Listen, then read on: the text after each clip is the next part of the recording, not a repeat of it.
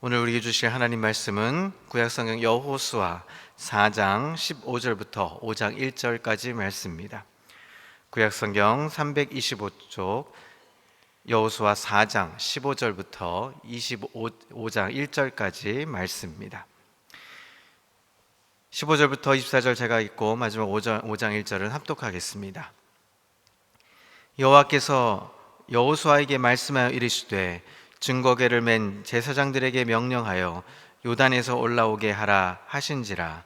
여호수아가 제사장들에게 명령하여 이르기를 요단에서 올라오라 하매 여호와의 언약궤를 맨 제사장들이 요단 가운데에서 나오며 그 발바닥으로 육지를 밟는 동시에 요단물이 본 곳으로 도로 흘러서 전과 같이 언덕에 멈췄더라.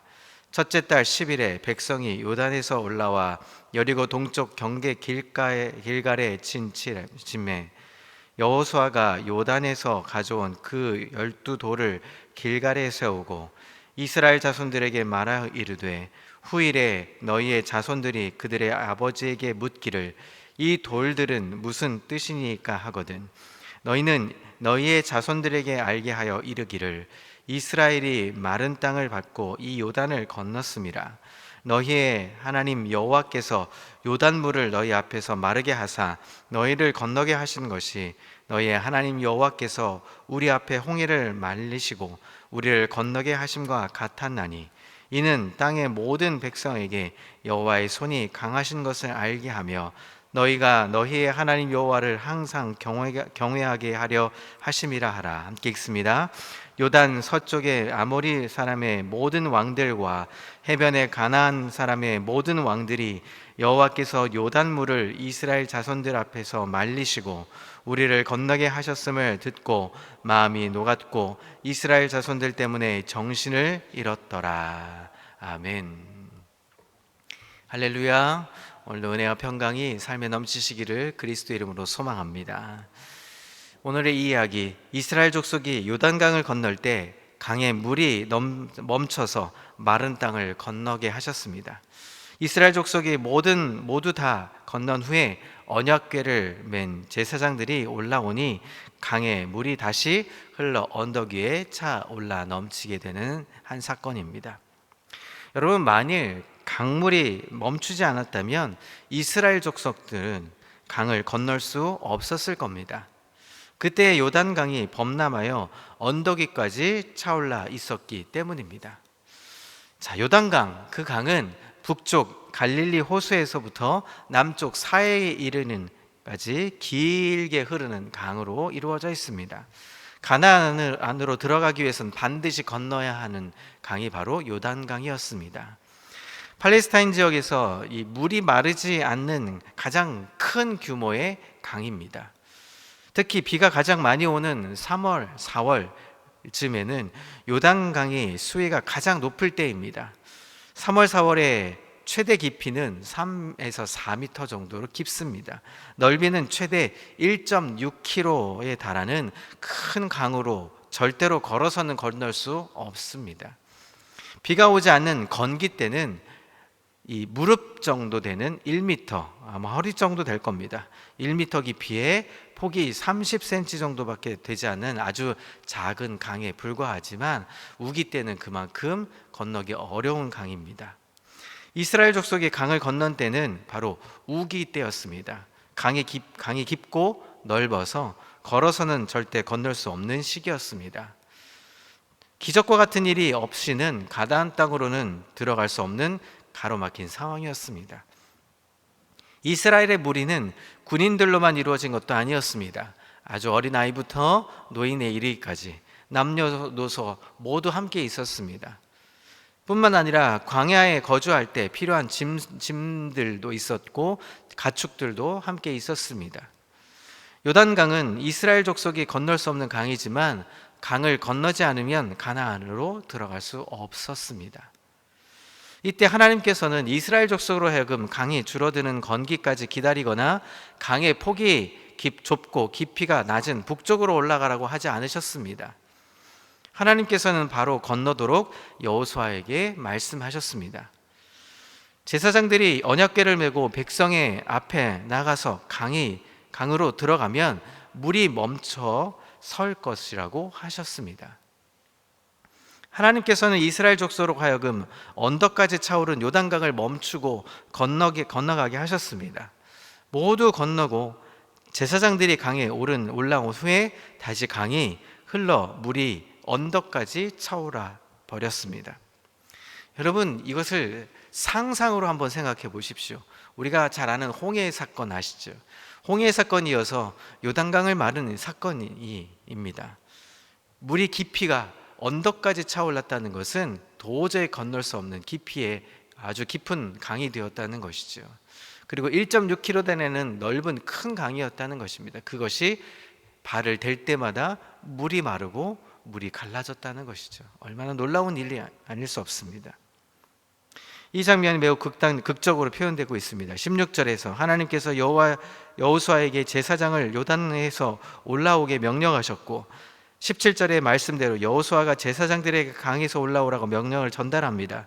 그리고 18절에 제사장들이 그 발바닥으로 육지를 밟는 동시에 요단물이 도로 흘러서 언덕에 넘쳤다는 기록입니다. 하나님께서 이스라엘 족속에게 이 놀라운 광경을 목도하도록 보여주셨던 것입니다. 이것은 이스라엘 족속을 위한 하나님의 이벤트였던 것이죠. 이스라엘 족속의 믿음을 위해서 하나님께서 기획해 놓으신 이벤트였습니다. 얼마나 멋진 광경이겠습니까?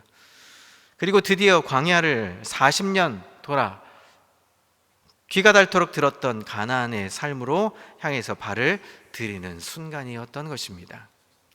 40년 동안 광야는 지금을 위한 훈련과 같았고, 아모리와 바산과의 전쟁은 예행 연습과도 같은 것이었습니다.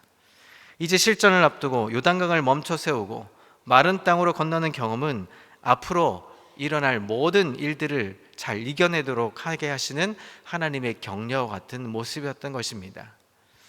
가나안 족속을 정벌해야 하는 실전이 시작되고 있는데, 마치 그 경기를 위해서 선수 입장을 아주 화려하게 마친 상태였던 것입니다.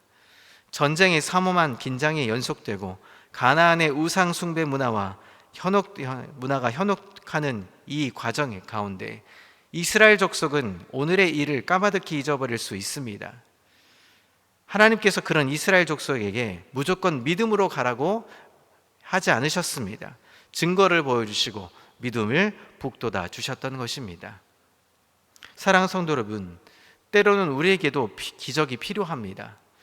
우리는 증거 없이, 눈에 보이지 않아도, 손에 잡히지 않아도 믿음만으로, 믿는 믿음이 아주 좋은 믿음이라고 생각을 가지고 우리는 살아갑니다.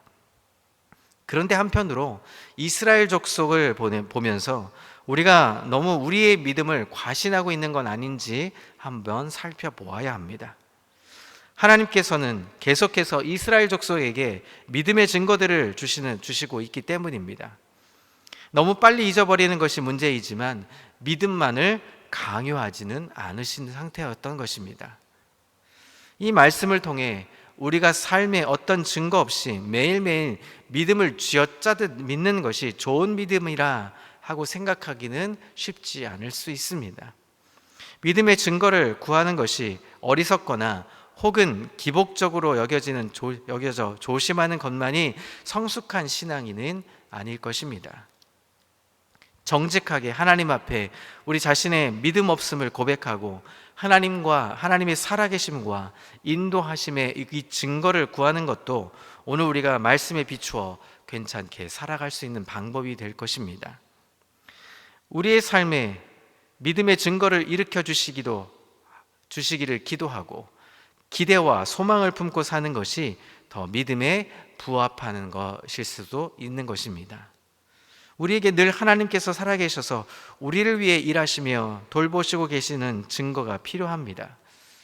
하나님께서는 앞으로 있을 험난한 일들에 앞서서 이스라엘 족속과 함께 있다는 것을 보여주시기 위해서 이 상황을 연출하셨고 그 연출한 모습을 이벤트로 보여주셨던 것입니다. 하나님께서는 또한 증거로 주신 이 사건을 통해 계속해서 이 후손들도 기억하게 하기 위해서 12개의 돌을 취하도록 하셨습니다. 요단강에서 12개의 돌을 취했지만 그 돌들이 실제로 언제까지 남아 증거의 역할을 했는지는 성경에 나와 있지 않습니다. 후에 후손들이 그 돌들을 보고 이 사건을 기억했다는 기록도 특별히 나와 있지는 않습니다. 그런데 하나님께서 이 돌들을 세워서 후손들이 이 돌들은 무엇입니까?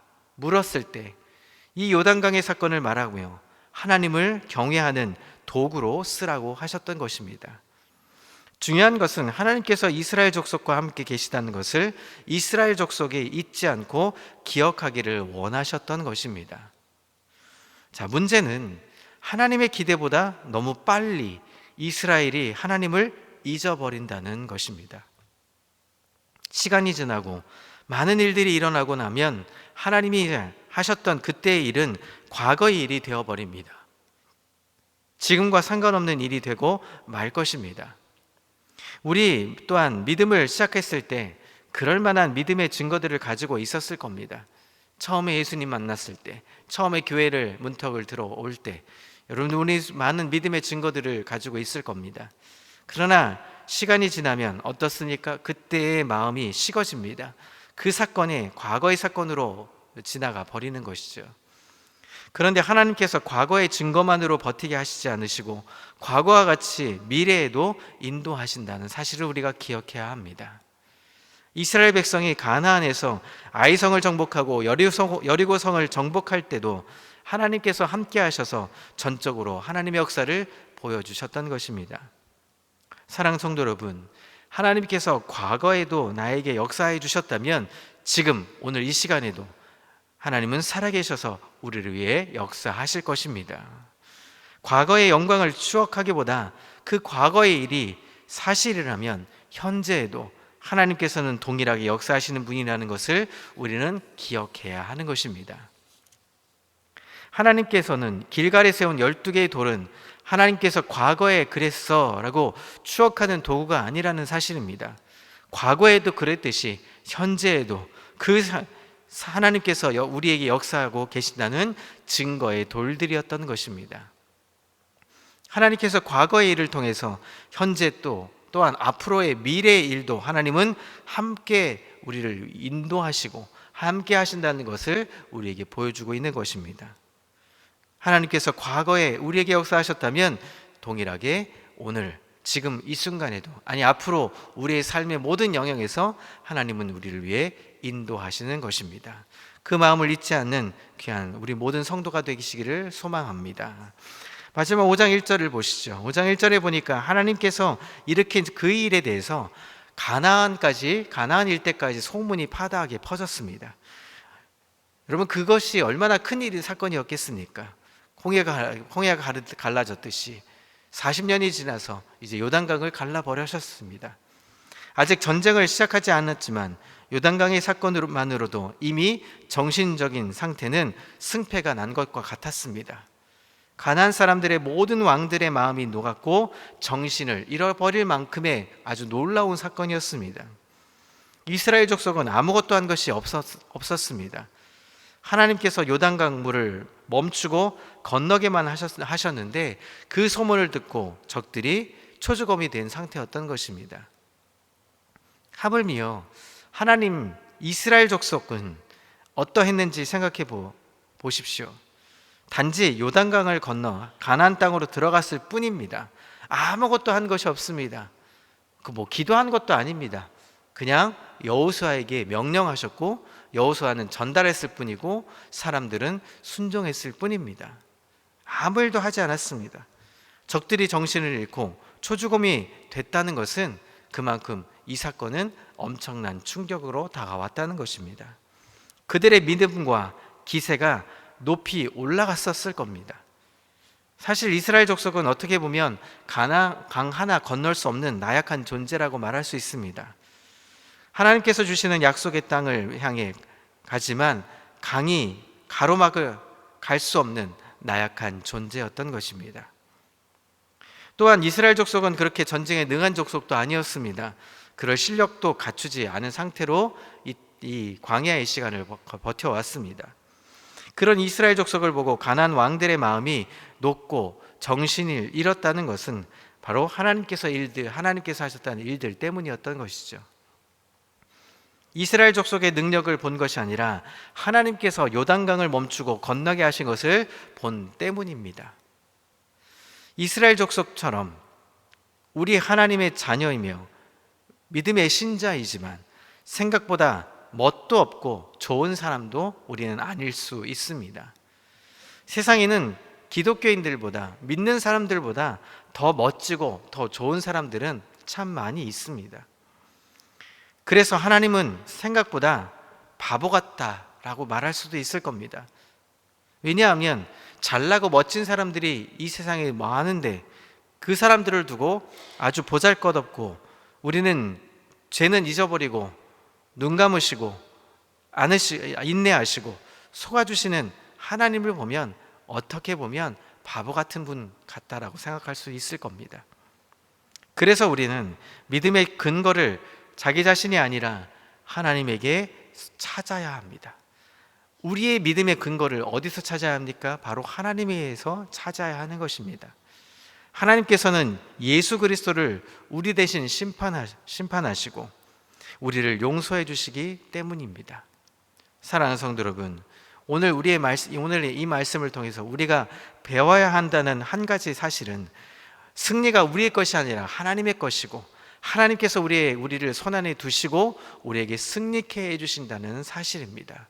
요단강을 건너게 하시고 홍해를 건너게 하시고 40년 동안 광야 시절을 건너지만 그 속에서도 하나님은 구름 기둥과 불 기둥으로 우리를 인도하셨고 만나와 메추라기로 인도하셨고, 그래서 우리는 어제 우리가 감사의 주일을 지나갔지만 우리는 매일매일 감사할 수밖에 없는 고백을 할 수밖에 없는 것입니다.